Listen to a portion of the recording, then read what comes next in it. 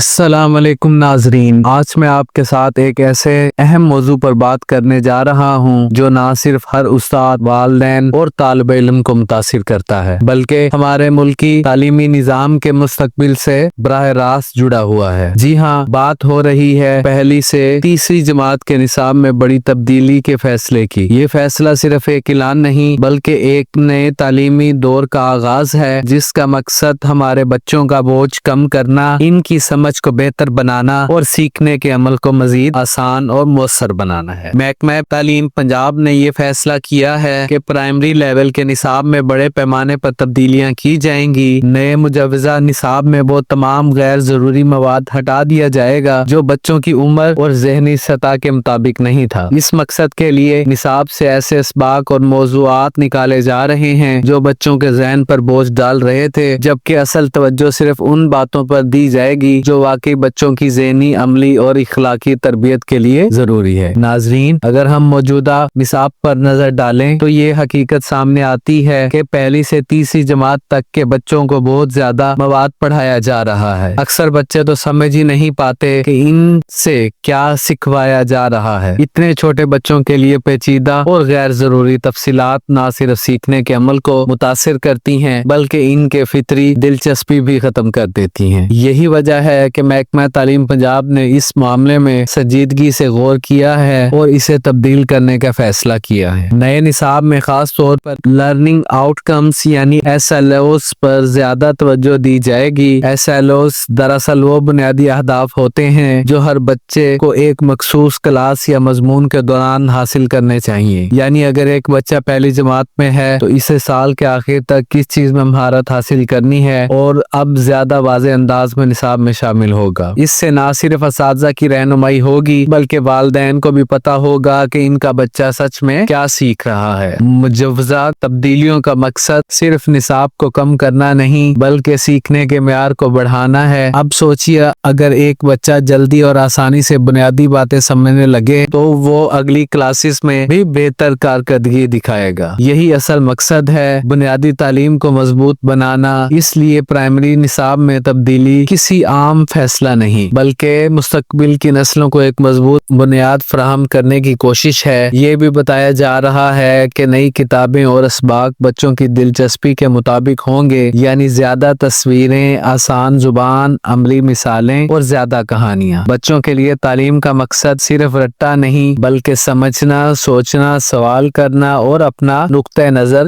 بنانا ہے۔ نئے نصاب میں ایسے ہی عناصر کو شامل کیا جائے گا جو بچوں کو خود سوچنے اور سیکھنے کی قابل بناتے ہیں۔ ناظرین، ایک اور اہم پہلو یہ بھی ہے کہ اس تبدیلی کے بعد اساتذہ کو خصوصی تربیت دی جائے گی۔ جب نصاب بدلتا ہے تو اس کو پڑھانے کا طریقہ بھی بدلنا پڑتا ہے۔ اساتذہ کو نئے نصاب کی سمجھ بوجھ دینا، ان کے پڑھانے کے طریقوں کو جدید تقاضوں کے مطابق ڈھالنا بھی اسی منصوبے کا لازمی حصہ ہے۔ اسی سے فائدہ یہ ہوگا جو کچھ کتابوں میں لکھا جا رہا ہے وہ قابل فہم طریقوں سے بچوں تک پہنچایا جا سکے۔ یہ فیصلہ اگرچہ مثبت ہے لیکن اس کے ساتھ ساتھ یہ ضروری ہے کہ تمام متعلقہ ادارے اس پر مؤثر عمل درآمد بھی کریں۔ اکثر ہم دیکھتے ہیں کہ فیصلے تو ہو جاتے ہیں مگر ان پر عمل درآمد نہیں ہوتا۔ نتیجہ یہ ہوتا ہے کہ نظام پھر بھی ویسے ہی رہتا ہے، لیکن اس بار اگر یہ کام درست طریقے سے ہو گیا تو یقین جانے ابتدائی تعلیم کا چہرہ بدل سکتا ہے۔ یہ بھی سوچنے کی ضرورت ہے کہ بچے وہ بیج ہیں جو ہمارے ملک کا مستقبل بناتے ہیں۔ اگر ان کی پہلی 3 جماعتوں کی تعلیم مضبوط ہوگی تو پوری تعلیمی عمارت پائیدار بنیادوں پر کھڑی ہوگی۔ اگر ہم نے شروع سے ہی ان پر غیر ضروری بوجھ